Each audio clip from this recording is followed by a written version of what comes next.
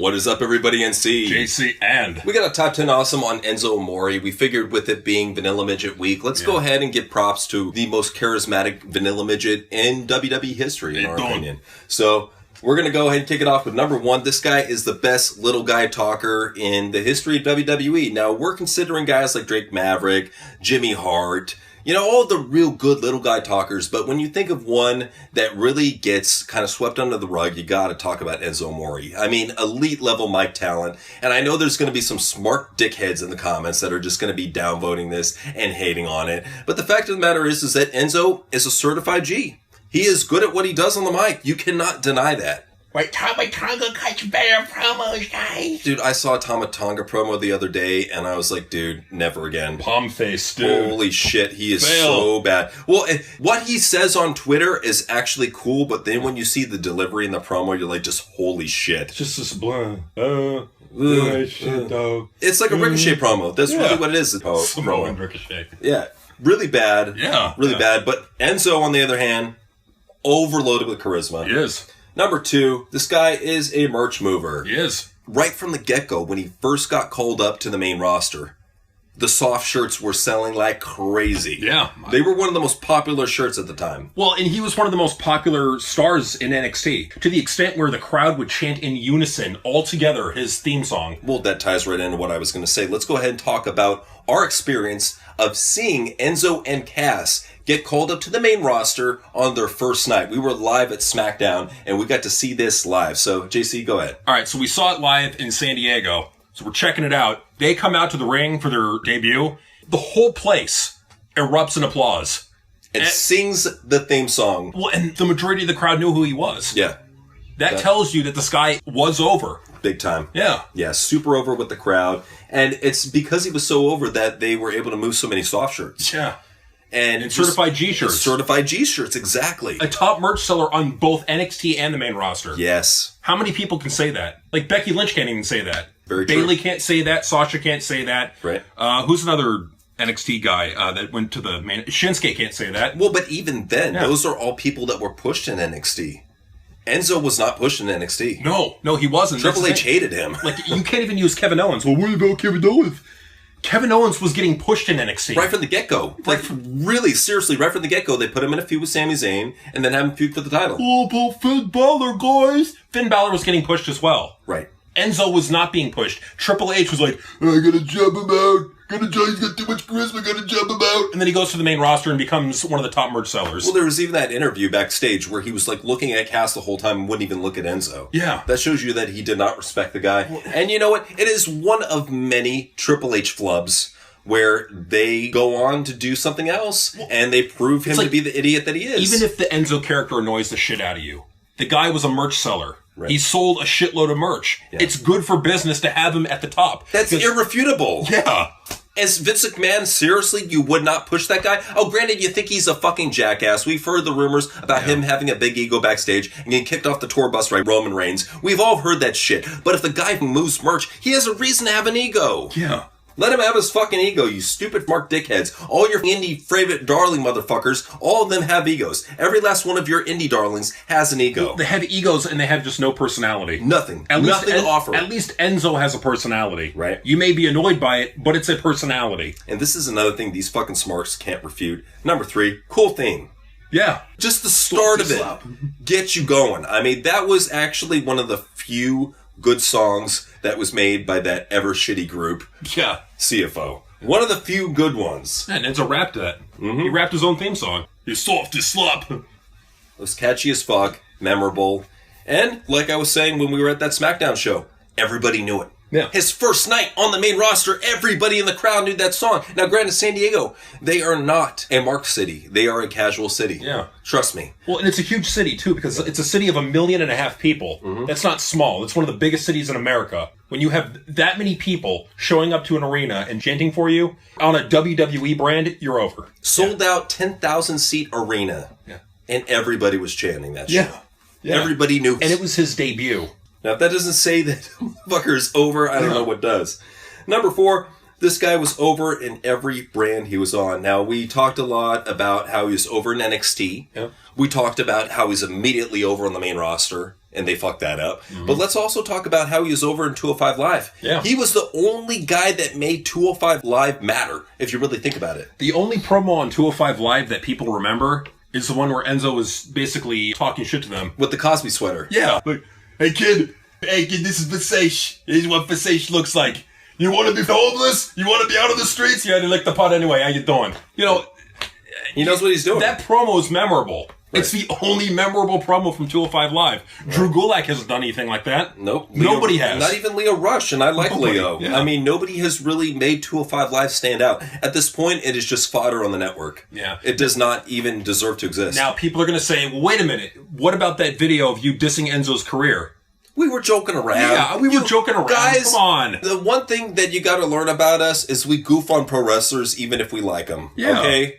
Just fucking accept that, because there's always one dickhead in the comments who'll be like, I thought you felt this way about our wrestler. No. Dude, fuck off. I'm going to feel how I want to feel about a wrestler, and if they get better over time, I'm going to change my opinion. Absolutely. I reserve the right to do that. Yeah, wrestlers can get better, and if they get better, we will acknowledge it. And that's one thing that we've always wanted. That's the reason why we're so harsh with our sucks. We want wrestlers to get better. Yeah. We're addressing their main problems, and we're asking them to work on them. Well, we even have a show called Fix This. Right. So, I mean, come on. Yeah, we ain't haters. Nah. But, you know what? These smarks, they're haters. And you know what? Number 5, we got to talk about how Enzo buried 2 big-time smarks in the business. Simon Gotch and Tamatanga.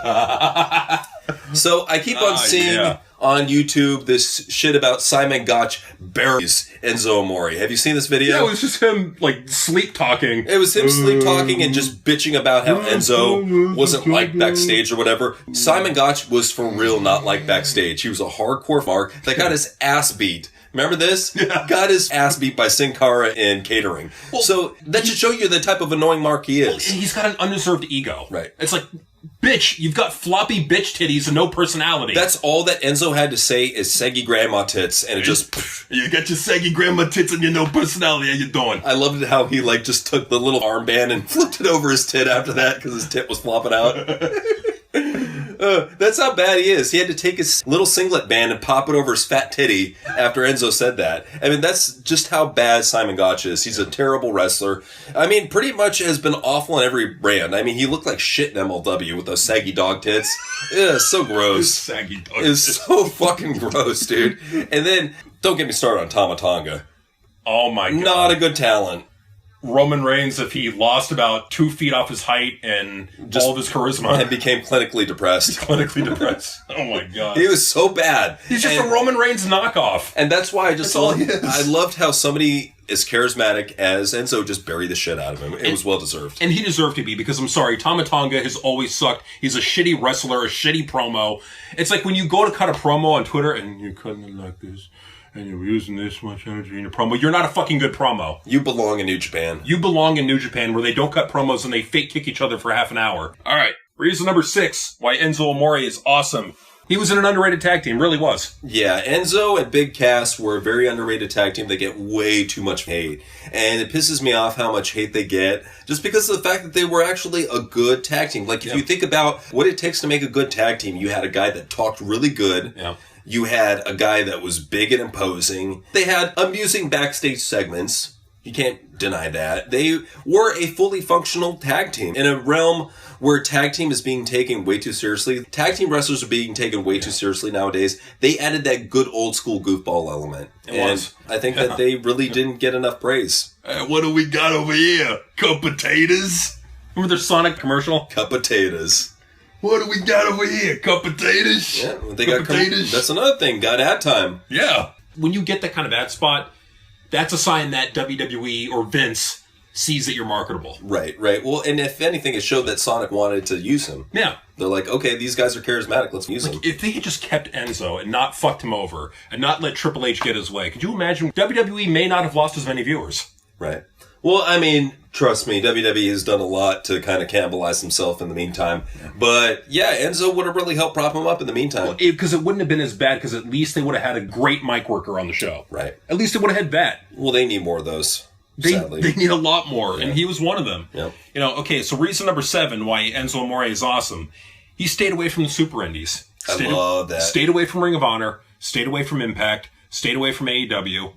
Now, granted, they did that when Worlds Collide, Ring of Honor run-in bullshit, but it never went anywhere, so I don't care. But real quick about that. That was one of the most talked about segments from that show. Mm-hmm. And what was funny is a lot of the wrestlers like, he stole our moment. No, he made the show watchable. Well, dude, nobody cares about Rush and Dalton Castle and all those other jobbers over there. I mean, Ring of Honor, unfortunately, it's just a husk. There's nothing to it at all. I mean, they got the Briscoes, and that's about it. And Jay Lethal. Yeah. That's it. Yeah, okay, take those guys off the show. The show is dead. Deader than Impact. Yeah, deader than Impact, and that's saying something. Yeah. That's saying something. But he didn't go to the Indies, and that's a good thing. Thank God. Yeah. Reason number 8 why Enzo Amore is awesome. He got together with Liv Morgan. I don't know how it happened, but hey, it happened. So good for you. You got with a good-looking New Jersey girl. You know what it was? It's like, I'm charismatic. You're charismatic. We'll get together. How you doing? Made it work. Yeah. I don't know how he made it work, but good for him, man. Guy's got game. Can't deny that. He does. All right, reason number 9 why Enzo Amore is awesome. He is overloaded with charisma. Yes, he is. I mean, it's to the point that he realized that, you know what, hey, I'm like 5'2". I weigh 110 pounds. I need to find a way to stand out. Yep. So what he did is he made sure to work on his promos, work on his delivery, get good at freestyling, get good with just saying shit off the top of his head. And it really made him stand out right away. And he was even writing up scripts and showing them to Vince, showing him his ideas. And I think Vince took a liking to that. But unfortunately, the locker room didn't take a liking to his ego. Well, and the thing, too, like Simon Gotch bashed him for, hey, what kind of a guy has to write their own promos out? Actually, that makes him perfect for WWE. Because WWE, you're reciting a script. And they have shitty writers. Exactly. Yeah. So you kind of want to have somebody who knows the character, and who better than the guy who actually does the character. So the fact that Enzo was writing his own promos and was doing a good job of it, I think he deserves more props for that. And I think he just deserves more props for how creative he is. Yeah, both him and Liv. But I got to shoehorn reason number 8.5 into there. Had the balls to talk to Vince McMahon and work with Vince McMahon to help get him over. Well, because he saw that Triple H wouldn't do anything with him in NXT. And he knows. I mean, it's obvious when you see the shit promos on Raw. When you're a better promo worker than Roman Reigns at the time, I think it is in your right mind to go up to Vince and be like, this is what I can do for your company. Yeah. And that's what he did. Yeah, he wasn't a fucking pussy like most of the roster now. They're scared of Vince. They're really scared to just talk to the guy. How could you be scared to talk to Vince? And apparently, from what I hear, he's completely unreachable. Okay, well, then go up to fucking Bruce Pritchard. Yeah. Don't give up. That's the problem about a lot of these wrestlers, is they're just fine being there. Yeah, a lot of them are, because they're getting paid. Yeah. They're getting paid more than they ever got paid. They're in the big company. They're going to be on WrestleMania. Sami Zayn. Yeah. They're just happy to be there. When I heard about Andrade getting $3 million a year and walking away, I'm like, you fucking jobber. Oh my God. They're marks. They really are. They're marks. This is why that thumbnail for that video is fitting. He's a mark. All right, reason number 10 why Enzo Amore is awesome. He is overhated. I mean, a lot of this has to do with the Smarks. They fucking hate. Good Lord, the Smarks fucking hate Enzo Amore with a burning passion, like a Hulk Hogan level of passion. For what? I want to say that didn't Hulk Hogan and Enzo work together? Mm-hmm. So that should tell you right there that they hate charisma. Well, Smarks hate charisma. Well, and John Cena even took a liking to Enzo. He knew there was something there. Yeah. But no.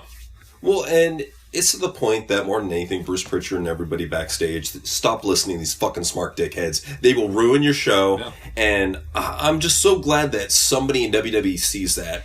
Because right now, nobody in wrestling is giving a shit about what real critics have to say. Yeah.